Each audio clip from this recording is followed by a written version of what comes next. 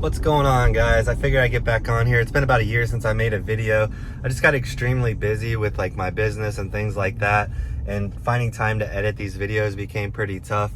But things have kind of like leveled out now to where, I'm still very busy, but I want to, share my experiences with somebody, because sometimes, being a reseller is a somewhat lonely venture, and only you guys really understand a lot of the dynamics of this business. So yeah, doing it all on your own can be tough at sometimes. So it's nice to be able to have an outlet like this to talk to like-minded people and share my experiences and thoughts with you guys who actually appreciate it.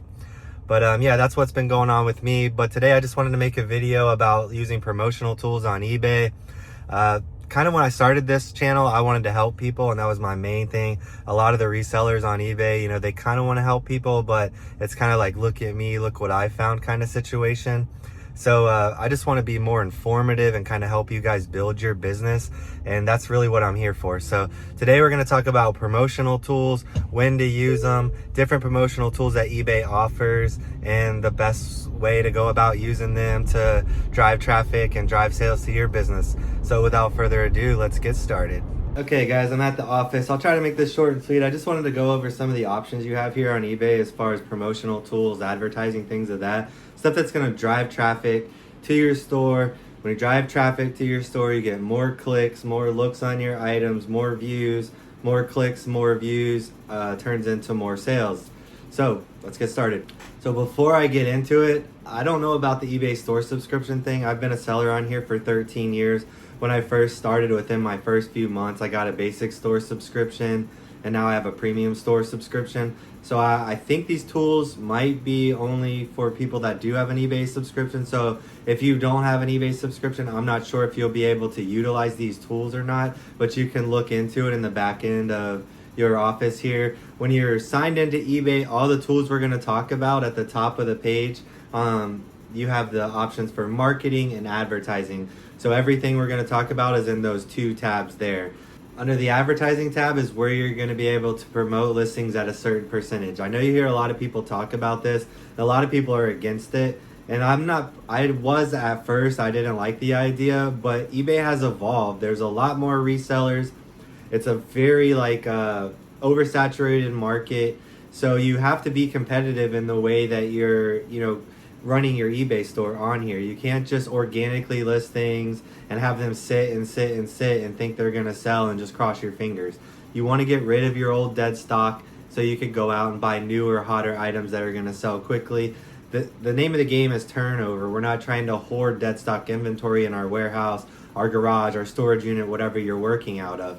So I promote at 2.1. The minimum is 2. So my thought is if I promote at 2.1 to 2.3%, I might edge out the people that are promoting at 2%. Now, the higher you promote, the more views and coverage you're going to get. But eBay already takes enough fees, in my opinion, a fair amount of fees. I'm not going to complain about it. I do think the amount of fees they take is generally fair. But I'm not going to give them another, 8 or 9% on top of the fees, which is what you see a lot happening here. So us personally, we're probably listing around 50 to 100 items a week. So I have a lot of stuff coming and going into my store. So I would say about every 2 to 3 months, I will cancel the campaign I have going with a promotional rate and start a new one that kind of integrates all the new listings that I've put on there for a while.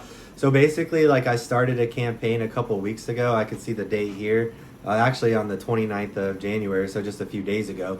I started a campaign. So I'm going to run this campaign for probably a couple months, and then I'll cancel it and start a new campaign that covers all of my listings, which is kind of good because over the next 60 days, I will list a lot of stuff that will sell quickly, and I won't have to pay that promotional rate. So the most important thing for the promotional rate is I'm getting more views on items I've had on eBay for a long time. And every time I start a new promotion, I get an uptick in sales. Every time I cancel a promotion, actually when I canceled my last promotion, I meant to start another one, but it takes a few minutes for eBay to go through and cancel a promotion. So I always wait for that process to happen before I start another one, obviously. But I got sidetracked and I didn't do it for a couple days. My sales were 10 to 20% of what they usually are. The 2 days after that, my sales were so dismal, it was pathetic for me. The very next day, I started a new campaign and I literally sold like $1,400 worth of product that very next day.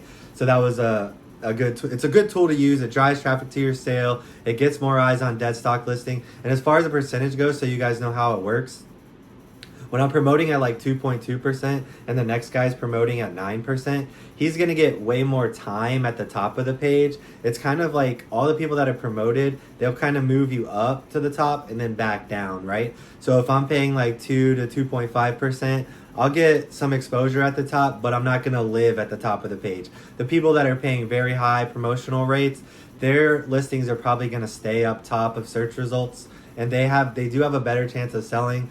But it's kind of like I would rather have the perk of promoting without hurting my pocket so much. So you got to kind of find that balance.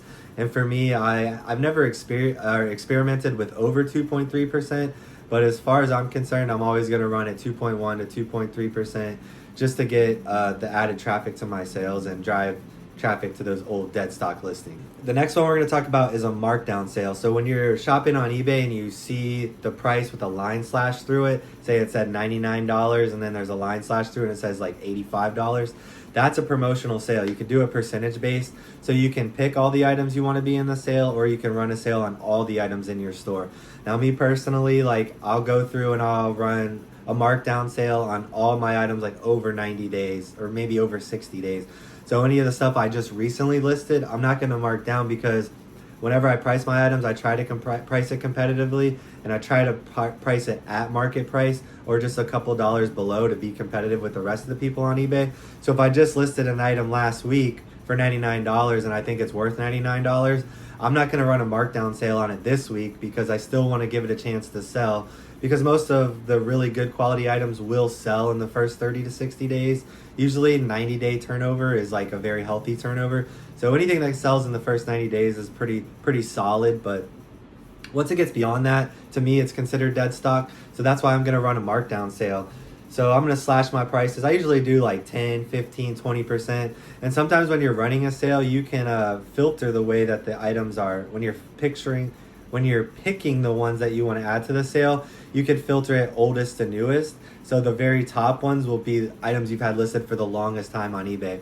So sometimes I'll actually run a markdown sale on my very, very old items, things that have been on here for a year or two, because I've been doing this for so long. I do have some old dead stock, and I'll mark those down like 30%, right? And then I'll run a second markdown sale for my newer items that have only been on there several months or so, and I'll do like 15% on those. So I'll do a couple markdown sales at once, and it always gets rid of a lot of dead stock. It's a great way to move inventory. You don't want to keep your store stale. You don't want to just hoard a bunch of old inventory and have this stuff stacking up on you. You really want to try to move that old stock, and that's what all these promotional tools do. They help you drive traffic to these old, stale listings.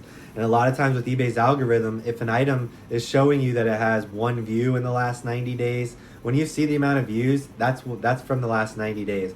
So if you see an item says one view and it's been on there for 6 months, that means one person's looked at it in 3 months, which basically tells you eBay's algorithm has just given up on that listing and hardly anybody's even going to see it to begin with. So that's why you have to pay these promotional tools to be able to wake those listings up, get more eyes on them, and give them a chance to sell again. So another one we're going to talk about is a coupon code, which is one of my personal favorites. I like the coupon code because it keeps the actual price you have the item listed for. So when I'm sending out offers, I can still send out offers. Like if I run a markdown sale and the item's already marked down 15%, and then I send out offers on top of it, then I'm really slashing my price to an uncomfortable profit margin or a break-even point, which I want to try to avoid.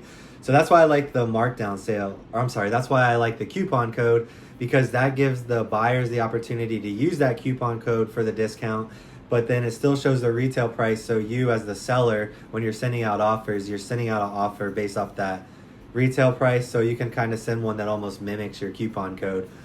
So the coupon code, you can create whatever you want as percentage based. So you can do 10% off, 15% off, 20% off, whatever you want to do. You create a coupon. My store name is Sizzlin' Deals. So usually what I'll do is like Sizzlin' 10, Sizzlin' 15. That's the coupon code. So when people go to check out, it'll say, you can use this coupon code to save an additional 10 or 15%. Also, when they click on your listing, it'll say it right at the top in like bold letters, letting them know that there's this coupon code available that they can use to save money on the sale. And the coupon codes do expire, so if people are like adding items to their watch list or something like that, it gives them the inclination like, oh, I need to buy this soon because I don't know when this coupon code could expire. So it's a really good way to just get some extra sales on those old dead stock listings. I know there's other promotional tools on here, but I don't want to try to explain to you guys things that I don't have experience with. Those are the ones that I use on a regular basis. And I also do send the offers to buyers. I try to do that almost every night, as often as possible. I mean, I probably get 20-30% of my sales just from sending offers to buyers.